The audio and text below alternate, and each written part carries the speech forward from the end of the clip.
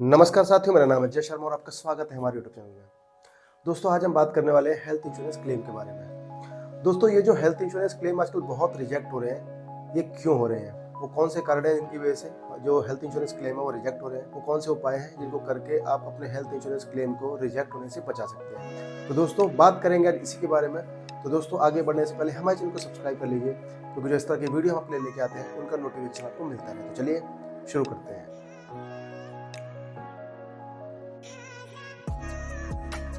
तो दोस्तों, पहला मेरा जो कारण है वो है फीवर क्लेम्स का। दोस्तों, चौंकना मत, क्योंकि जो आजकल चल रहा है ना, जो आजकल ट्रेंड चल रहा है इंश्योरेंस कंपनियों में, कि कोई भी फीवर का क्लेम आता है कंपनियां उसे एक झटके में ही मना कर देती है। जी हाँ दोस्तों, मेरे पास बहुत सारे ऐसे केसेस हैं जिनमें रिजेक्शन हुए, बाद में वो अप्रूव हुए, लेकिन बहुत सारे केसेस ऐसे हैं जिसमें रिजेक्शन होने के बाद भी वो केस वैसे के वैसे ही पड़े हुए हैं, उन पर कोई कार्रवाई नहीं हुई। आप आज के समय में फीवर का क्लेम लेने जाते हैं और अगर आपको डेंगू नहीं है, आपको कोई मेजर जैसे मलेरिया नहीं है, या आपको मान लीजिए टाइफाइड अगर नहीं निकल रहा और नॉर्मल फीवर है, चाहे वो 102 हो 103 हो, कंपनी को कोई फ़र्क नहीं पड़ता। आप एडमिट होंगे, वो वेरीफाई करेंगे और वेरीफाई करते ही नॉर्मल जो फीवर होगा वहाँ पर आपका क्लेम 100% वहाँ पर रिजेक्ट हो जाएगा। और ये सारी कंपनियाँ, अगर मैं एक आध कंपनी को छोड़ दूँ, लगभग सारी कंपनियाँ ये काम करती हैं। तो दोस्तों, जो कारण है इनका वो यही है कि नॉर्मल जो फीवर होते हैं उनको कंपनियाँ बीमारी नहीं मानती हैं, और कंपनियाँ साफ कहती हैं कि भैया कुछ निकलेगा, जैसे टाइफाइड निकल रहा है, डेंगू निकल रहा है, मलेरिया हो रहा है, उसकी वजह से फीवर हो रहा है, तो उसको वो देखेंगे, तो उसको वो ट्रीट करेंगे, कैशलेस अप्रूवल देंगे आपको। अगर वो नहीं निकलता तो फिर कंपनी उसको मना कर देंगे। तो अब ऐसे में क्या करें? तो दोस्तों, सबसे पहले करना क्या है आपको कि जब भी आपको कोई फीवर होता है तो पहले अपने आसपास कोई सर्टिफाइड डॉक्टर, जो एमबीबीएस डॉक्टर हो या सर्टिफाइड कोई डॉक्टर हो, उसको दिखाइए। 4-5 दिन कम से कम ओपीडी में वहाँ इलाज कराइए। अगर आपको कोई दिक्कत आती है, आपको वहाँ पर ट्रीटमेंट सही नहीं मिल रहा है, उसके बाद आप हॉस्पिटल जाइए, एडमिट होइए, तब जाके आप कम से कम फाइट कर पाएंगे। लेकिन अगर आपके पास 4-5 दिन का ओपीडी का ट्रीटमेंट नहीं है, तो फिर अगर आप हॉस्पिटल जाते हैं तो आपको 99% चांस है कि वो जो कंपनी है वो आपका क्लेम रिजेक्ट कर दे और बोले कि भैया ओपीडी का केस था, इनको ओपीडी में जाना चाहिए। तो दोस्तों, आगे ध्यान रखना, अगर आप जाते हैं फीवर के क्लेम के लिए तो वहाँ पर आपका क्लेम रिजेक्ट हो जाएगा। इसलिए जो मैंने आपको बताया कि पहले ओपीडी में दिखाइए कम से कम 5 दिन 7 दिन, उसके बाद आप हॉस्पिटल जाइए। तब आपको कोई दिक्कत आती है तो फिर आप कंपनी के खिलाफ कंप्लेंट कर सकते हैं, आप लोकपाल में जाकर उसके लिए शिकायत कर सकते हैं। अब दोस्तों, जो दूसरा कारण है वो है प्री एग्जिस्टिंग डिजीज़ का। जी हाँ दोस्तों, जब भी आप पॉलिसी लेते हैं और पॉलिसी लेते वक्त एक कंपनी आपसे पूछती है कि भाई आपको पहले कोई बीमारी थी, कोई प्री एग्जिस्टिंग डिजीज़ थी, लोग वहाँ पर नो लिख देते हैं, या आपका जो एजेंट है जो पॉलिसी बनाता है तो उसमें नो कर देता है। दोस्तों, पॉलिसी रिजेक्ट होने का सबसे बड़ा कारण होता है प्री एग्जिस्टिंग डिजीज़।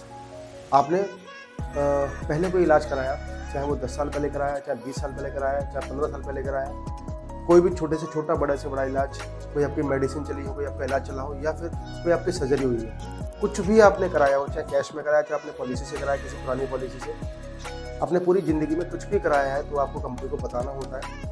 जब भी आप क्लेम लेने जाएंगे और कुछ भी चीज़ कंपनी को मालूम होती है तो कंपनी आपका क्लेम वहाँ पर रिजेक्ट कर देगी और आप वहाँ पर कुछ नहीं कर पाएंगे।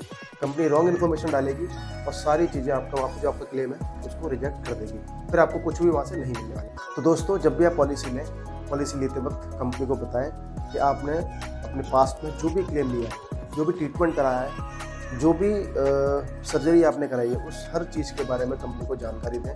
जब आप सारी जानकारी कंपनी को देंगे, उसके बाद कंपनी आपके केस को अप्रूव करेगी और आपके क्लेम रिजेक्शन के चांस ना हो जाएंगे। ज़्यादा से ज़्यादा क्या होगा, आपका वेटिंग पीरियड लगा देंगे वो लोग, किसी बीमारी पे मान लीजिए 2 साल का, 3 साल का, या परमानेंट एक्सक्लूजन लगाएंगे तो आपको बता देंगे कि भाई इस चीज़ का आपको जो ट्रीटमेंट है वो नहीं मिलेगा इसमें, तो वो आपको पहले ही पता लग जाएगा। ये ना हो कि आप पॉलिसी ले लें, 3 साल बाद कोई बीमारी आपको हो रही है, 4 साल कोई दिक्कत आपको आ रही है, उसमें आप क्लेम लेने जाएं और वहाँ पर आपका क्लेम अटक जाए। तो ज़्यादा अच्छा है कि जब भी आप पॉलिसी लें तो अपनी सारी चीज़ों को, जो आपने पहले जो ट्रीटमेंट कराया है, सभी को कंपनी को बता दें। दोस्तों, तीसरा जो कारण है हमारे जो क्लेम रिजेक्शन का, वो है रूम कैटेगरी। जब भी आप पॉलिसी खरीदते हैं उस समय आपकी पॉलिसी में एक रूम कैटेगरी सिलेक्ट होती है आपके प्लान के हिसाब से। आपने जो भी प्लान लिया है, या तो आपको शेयर्ड रूम मिलेगा, या आपको सिंगल प्राइवेट रूम मिलेगा, या फिर आपको कोई भी रूम जो भी ऊपर का अवेलेबल होगा वो आपको मिलेगा। अब मान लीजिए कि आप शेयर्ड रूम की कैटेगरी आपके लिए एलिजिबल है और आप जाते हैं सिंगल प्राइवेट रूम में, या फिर आप जाते हैं स्वीट रूम में। जब कैशलेस क्लेम के लिए आप अप्लाई करेंगे, उसके बाद जब आपका बिल जाएगा कंपनी के पास, जो हॉस्पिटल जो बिल बना के भेजेगा वो भेजेगा सिंगल प्राइवेट रूम के हिसाब से, या फिर जो भी कैटेगरी ऊपर की होगी उसके हिसाब से। दोस्तों, मैं आपको बता दूं शेयर्ड रूम की कैटेगरी में जब आप जाते हैं तो आपका जो दवाइयों के चार्जेस, डॉक्टर के चार्जेस होते हैं वो कम लगते हैं। सिंगल प्राइवेट रूम में थोड़ा ज़्यादा लगते हैं, और ऊपर की कैटेगरी में जाएंगे तो वहाँ पर और ज़्यादा लगेंगे। अब आपकी जो शेयर्ड रूम की कैटेगरी है वहाँ पर आपके कम लगने थे, आप गए हैं सिंगल प्राइवेट रूम में, जैसे डीलक्स कैटेगरी में चले गए आप, तो वहाँ पर जो आपके चार्जेस होते हैं वो ज़्यादा लगेंगे, तो कंपनी आपको कभी भी वो पे नहीं करेगी। कंपनी आपको बोलेगी कि भाई शेयर रूम के हिसाब से हमें बिल भेजिए।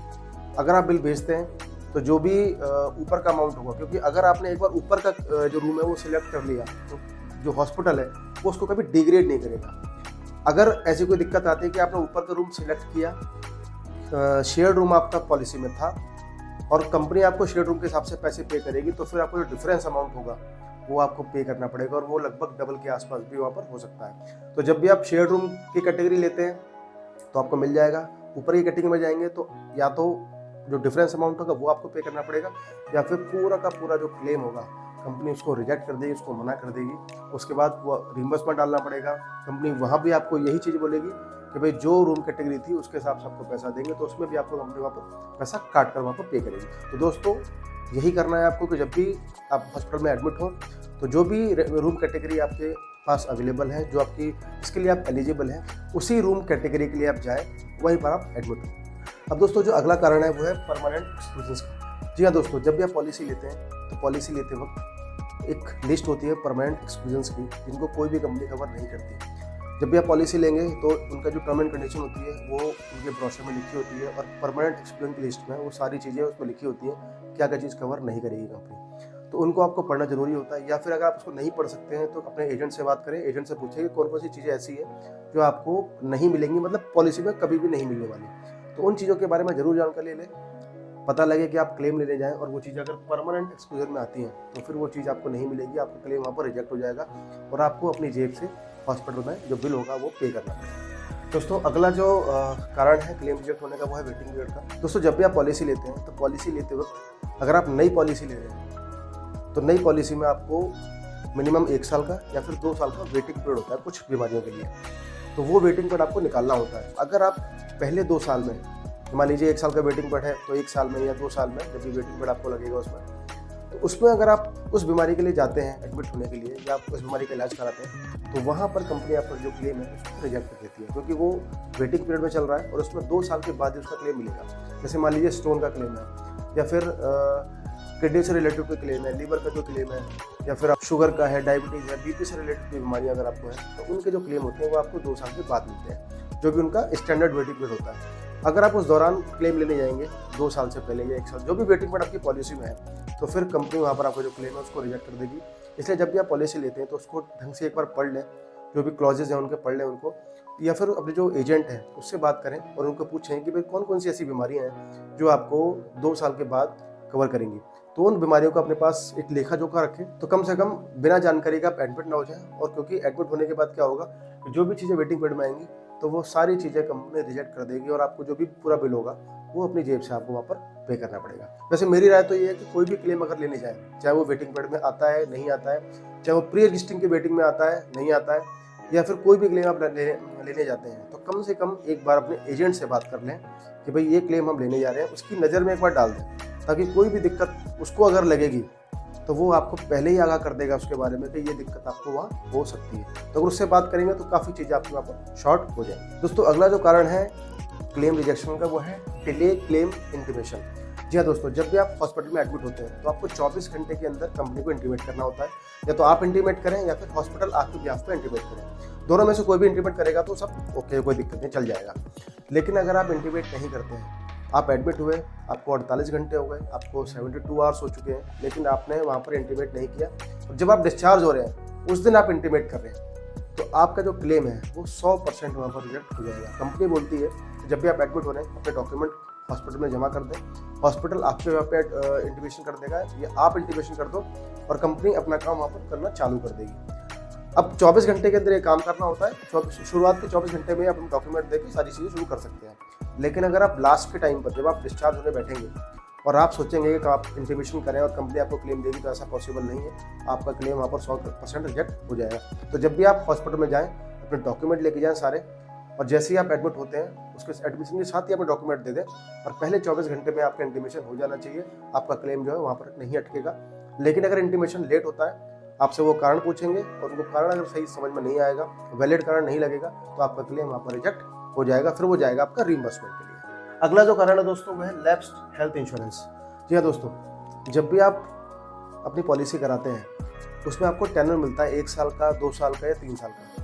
ये 3 टेनर आपको मिलते हैं। आप पॉलिसी कराते हैं और पॉलिसी खत्म होने के बाद आपका जो ग्रेस पीरियड होता है वो होता है 30 दिन का। जी हाँ दोस्तों, अगर आपने पॉलिसी खत्म होने से पहले पेमेंट नहीं की तो आपकी पॉलिसी एक्सपायर हो जाएगी, लेकिन आपको 30 दिन का ग्रेस पीरियड मिलेगा कि उस ग्रेस पीरियड में आप अपने जो पॉलिसी है उसकी पेमेंट करके उसको दोबारा से एक्टिवेट कर सकते हैं। आपके जो भी बेनिफिट होंगे वो आपके कंटिन्यू चलते रहेंगे।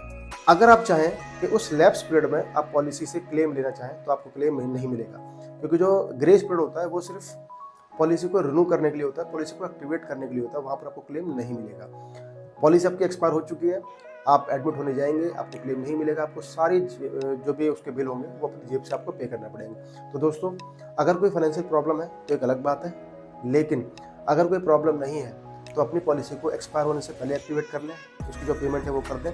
लेकिन अगर आपकी पॉलिसी एक्सपायर हो भी जाती है और उसके बाद आपको लगता है कि पॉलिसी की ज़रूरत पड़ सकती है, तो कहीं से भी कुछ भी कैसे बोरो करके कुछ भी करके पॉलिसी को पहले एक्टिवेट करें, क्योंकि दिन में आप पॉलिसी एक्टिवेट करेंगे तो रात को 12 बजे से वो पॉलिसी आपको चालू होगी और अगले दिन अगर आप क्लेम डालेंगे तो आपको क्लेम मिल जाएगा। तो पहले उस पॉलिसी को एक्टिवेट करें, उसके बाद एक्टिवेट करने के बाद अगले दिन और हॉस्पिटल में एडमिट हो तब जाके आपको वहाँ पर क्लेम मिलेगा। पहले एडमिट हो जाएंगे तो क्लेम नहीं मिलेगा, एक्टिवेट होने के बाद आप एडमिट होंगे तो आपको क्लेम वहाँ पर मिल जाएगा। दोस्तों, 8वां जो कारण है क्लेम रिजेक्ट होने का वो है रॉन्ग इन्फॉर्मेशन।